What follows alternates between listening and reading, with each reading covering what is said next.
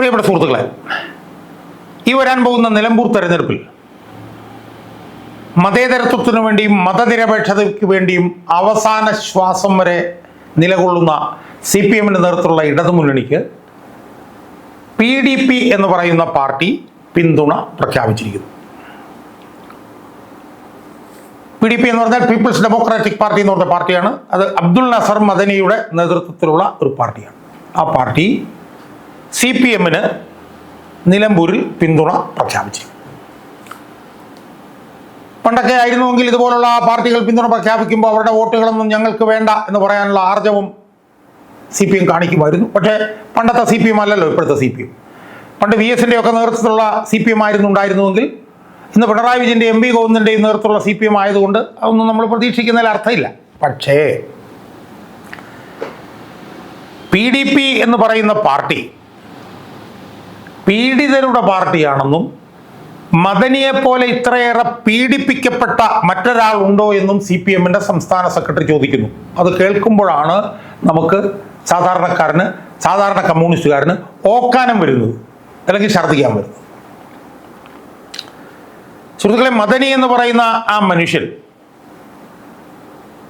വിചാരണ പോലുമില്ലാതെ ജയിലിൽ കഴിയുന്നതിന് നമ്മളെല്ലാവരും ശക്തമായി എതിർക്കുന്നതാണ്. എത്രയോ നാളായിട്ട് വിചാരണ പോലുമില്ലാതെ ആ രോഗാതുരനായിട്ടുള്ള ആ മനുഷ്യൻ ജയിലിലാണ്, കർണാടകത്തിൽ ജയിലിലാണ്. അതിനെ നമ്മളെല്ലാവരും എതിർക്കുന്നതാണ്. പക്ഷെ PDP എന്ന് പറഞ്ഞ പാർട്ടി അതിനെങ്ങനെയാണ് മതേതരത്വം ആദ്യാവസാനം പറഞ്ഞുകൊണ്ടിരിക്കുന്ന CPM-ഉമായിട്ട് അതിന് എങ്ങനെയാണ് തെരഞ്ഞെടുപ്പിൽ മത്സരിക്കാൻ കഴിയുക എന്നുള്ളത് എത്ര ആലോചിച്ചിട്ടും മനസ്സിലാവുന്നില്ല.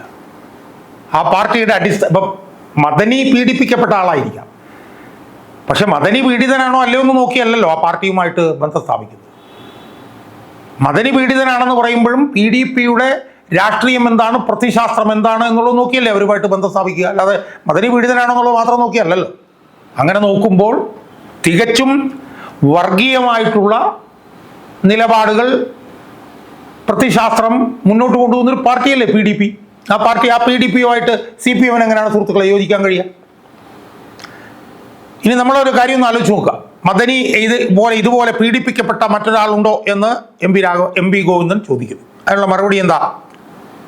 അതിനുള്ള മറുപടി 2 തവണയും മദനിയെ കേരളത്തിൽ നിന്ന് പോലീസ് അറസ്റ്റ് ചെയ്തുകൊണ്ട് പോയത് ഇടതുപക്ഷം ഭരിക്കുമ്പോഴാണ് എന്നുള്ളതാണ്. മദനി പീഡിപ്പിക്കപ്പെട്ട ആളാണെന്നാണല്ലോ പറയുന്നത്. ആ മദനിയെ 2 പ്രാവശ്യം, ഒന്നല്ല 2 പ്രാവശ്യം അറസ്റ്റ് ചെയ്തത് ഇടതുപക്ഷം ഭരിക്കുമ്പോഴാണ്. അതൊന്ന് നായനാർ ഭരിക്കുമ്പോഴും അതിനുശേഷം പിണറായി ഭരിക്കുമ്പോഴാണെന്നാണ് എൻ്റെ ഓർമ്മ. രണ്ടാമത്തെ തവണ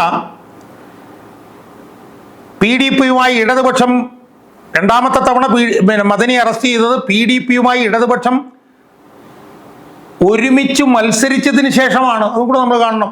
2009 പൊന്നാനിയിൽ നിന്നാണ് എനിക്ക് തോന്നുന്നു ഹുസൈൻ രണ്ടത്താണി എന്ന് പറയുന്ന ഒരു നേതാവ് മത്സരിച്ചപ്പോൾ അന്ന് PDP ഇടതുപക്ഷത്തെ പിന്തുണച്ചു.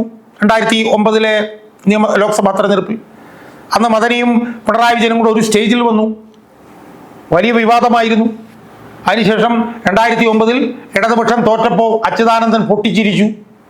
അതിനെതിരെ അച്യുതാനന്ദനെതിരെ അന്ന് നടപടിയൊക്കെ ഉൾപ്പെടെ വന്നു.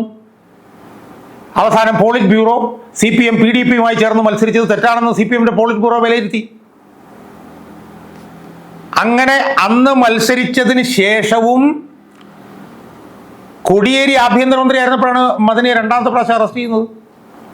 അപ്പം മദനി പീഡിപ്പിക്കപ്പെട്ട ആളാണെന്ന് പറയുമ്പോൾ മദനിയെ 2 പ്രാവശ്യം അറസ്റ്റ് ചെയ്ത് ജയിലിൽ കൊണ്ടുപോകാൻ സഹായിച്ചവരും മദനി പീഡിപ്പിക്കപ്പെടുന്നുണ്ടെങ്കിൽ അതിന് ഉത്തരവാദികളല്ലേ സുഹൃത്തുക്കളെ? CPM-കാരെ ഭരിക്കുമ്പോഴല്ലേ അറസ്റ്റ് ചെയ്തത്. ഇനി മദനിക്ക് ജാമ്യം കിട്ടുന്നത് എപ്പോഴാ?